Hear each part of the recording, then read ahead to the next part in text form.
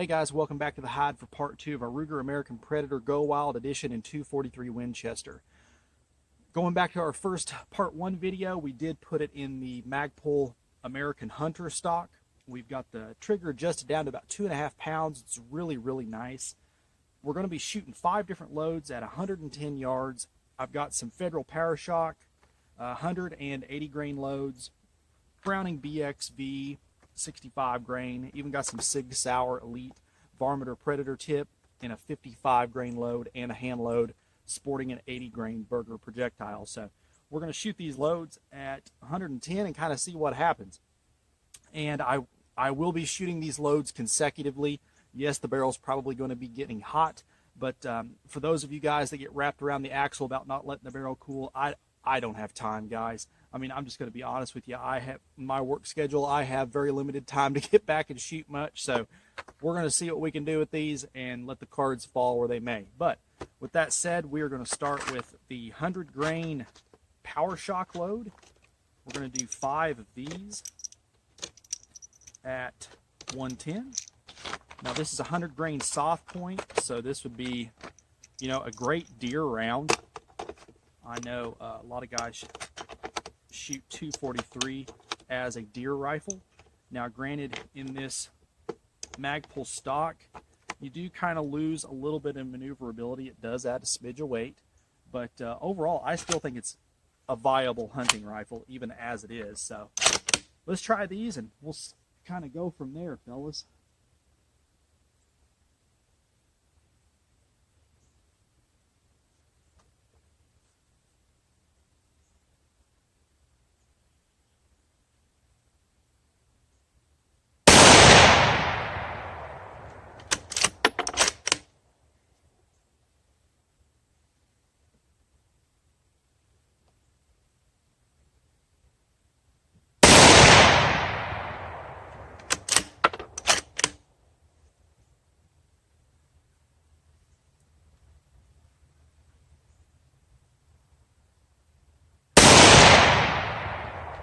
Oh, that one got away from us.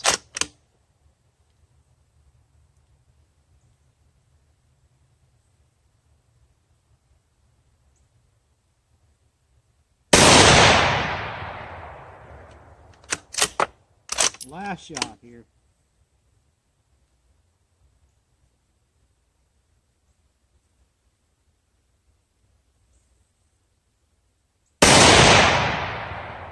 All right. So, not a terrible group. Not a terrible group. Granted, this is a hunting load. So, let's try 5 of the 80 grain. Now, after being able to shoot this stock a few times, I did shoot a few shots before starting the video to get it sighted in at 110. The mannerisms of this stock are really nice. The checkering on the pistol grip allow for great controllability of the rifle when firing. And this little shelf down here, I'll get you guys a close-up of this. It really lets your hand ride in the pistol grip where you need it to be in relationship to the trigger. So I really like that as well. But let's try 5 of these 80 grain loads. And this is also Federal hunting ammo. So let's see what these will do here.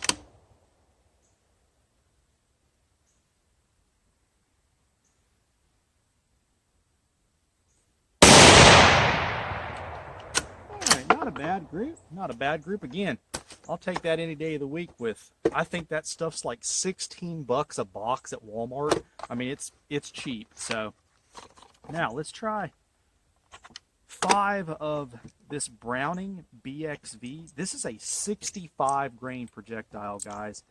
This stuff's moving pretty quick. They call this their BXV Predator Varmint Expansion. So this does have a polymer tip. Let's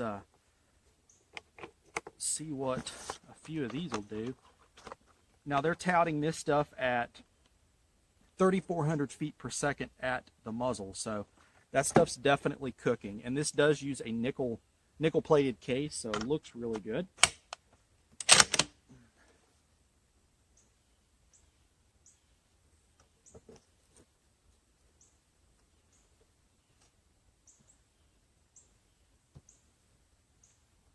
All right, 110 yards.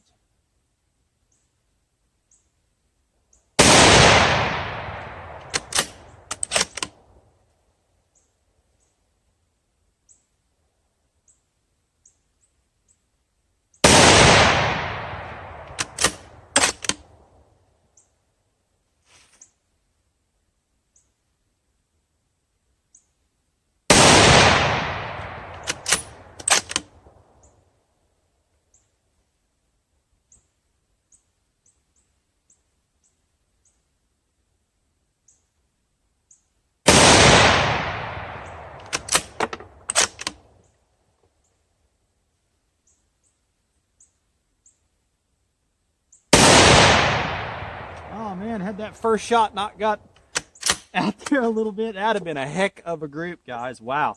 Now that was the 65 grain Browning. All right, so let's try this Sig Sauer Elite Performance. This is a 55 grain projectile. 3, 4, and 5.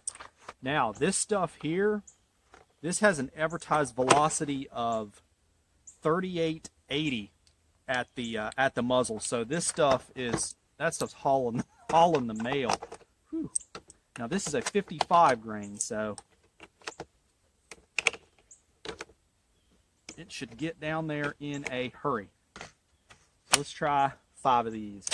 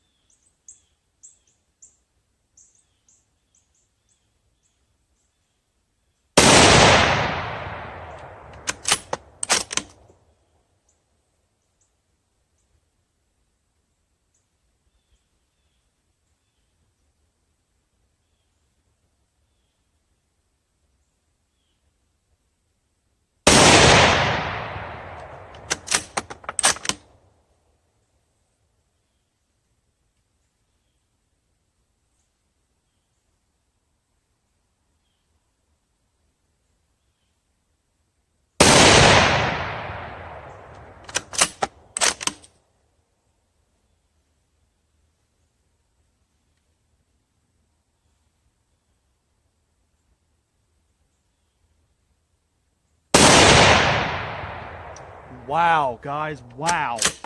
And once again, that Sig Sauer factory ammo, fellas, that is why that stuff has become some of my favorite factory ammo to shoot. It is absolutely spot on. Okay, now this is a hand load that I used a while back in one of my Savages, and it shot pretty good in that too. It's just loaded at Sammy spec. It's nothing really to write home about. It does, however, have the benefit of using a 80 grain burger.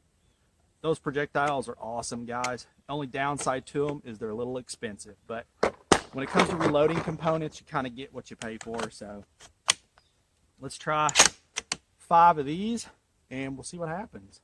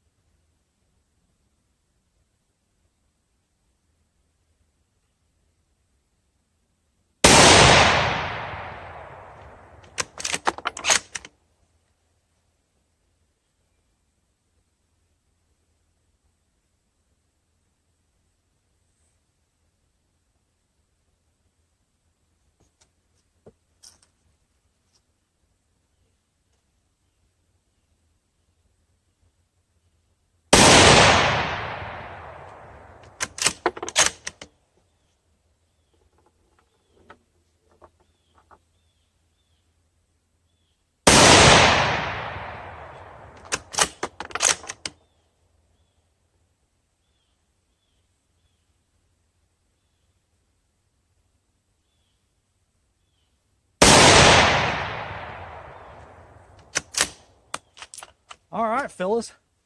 Not too bad. I have to say, I am super, super impressed with the way this rifle is shooting. Let me get the camera. I'm going to get some close-ups for this for you guys. Go over a couple of talking points. Overall, this thing shoots amazing. And these rifles are under 500 bucks. If you guys can believe that. I mean, you're getting a serious value. The barreled action. I'm not talking about the Ruger or the Magpul stock, as you guys know, but just in factory form with their Tupperware stock is less than 500 bucks, which I think is a super, super value. Now, granted, the scope may or may not be a little bit of an overkill for this rifle, but I really like that scope, so that's what I went on it. But as you can tell, the 22-inch barrel, and yeah, it is a little warm. This is 243, so it's pumping pretty darn quick. Now, what do I not like about the setup, you might be asking? And one thing that it's kind of weird, but you cannot take the bolt out with this high cheek comb unless you do a little bit of finessing around with the bolt when you're trying to remove it. It can be taken out, but it takes a little doing. The magazine release, I wish this was a little bit bigger. I mean, it does work. It's fine. There's nothing wrong with it. I just think it would be a little bit easier to access if it was just a smidge wider and maybe just a smidge longer. This might help a little bit. I will say that muzzle brake, it definitely works, but boy, is it loud. You definitely know you shot this, and this is just a 243, fellas. But let's take a quick walk down, and we'll take a look at our target here and kind of get some talking points on that too. But I've been wanting one of these ever since I did that 300 Win Mag review. And I looked at them before in 6.5 Creed whenever they first came out. My local shop had one, but I had that Thompson, so really didn't have another need for another 6.5 Creed rifle. I know that's hard to believe, but this kind of fit the bill twofold, as I still have a fair amount of 243 ammo left on hand, as well as reloading components. So it just seemed like a good fit, and I wouldn't be out a lot of extra money feeding it, so definitely worthwhile. I will say, just prelim shooting this initial target, guys, this is the first basic shots out of this rifle, so it definitely is a shooter. Let's take a look here at what we got. Okay, now this right here was that 100 grain Federal Parashock. Guys, that's minute of flipping deer any day of the week right there, okay? That is awesome. That's the 80 grain. Definitely pulled in to a little bit more of a group there. These are 1-inch squares, so that kind of gives you an idea of size. Here is that dang Browning. That Browning zips, boy. Had I done my part, that right there, I'm telling you right now, that would have been a great, great load, which that right there is well under sub MOA. Just those 4 shots there. But look at that Sig. That's that Sig. That is 55 grain. They call it varmint tip. So it is definitely well worth the effort there. Look at that. It basically blew the bullseye dot there out with that one little round right here. So you got 4 rounds right there, and then one round right there. And now here's that 80 grain Burger hand load. That one there, a little bit of lateral stringing. That could definitely be me. This is a new rifle. I don't have much trigger time behind it, but overall, guys, all I can say is wow. And the Sig ammo comes through once again. I will definitely be buying some more of that, and we're going to get some shots out at 200, 275 and kind of see what it does too, and see if those groups hold true out that distance as well. The rifle shoots amazing. The mannerisms of it in that stock are extreme controllability, guys. And it's not overly expensive. Minus the scope, you're into it, what? I don't know, about 600 bucks, roughly, give or take, depending on where you guys get your stuff. I mean, that is a heck of a rig for 600 bucks. And I would assume and I would imagine that the other calibers shoot the same too, because that even the other one that I reviewed in 300 Win Mag shot very well also. So definitely stay tuned. We're going to do a part 3, and we'll get some further out shooting for you guys. If you got any questions, feel free to post them up. Hit me up on the Facebook page. Always glad to interact with you guys. And as always, shoot straight. Later.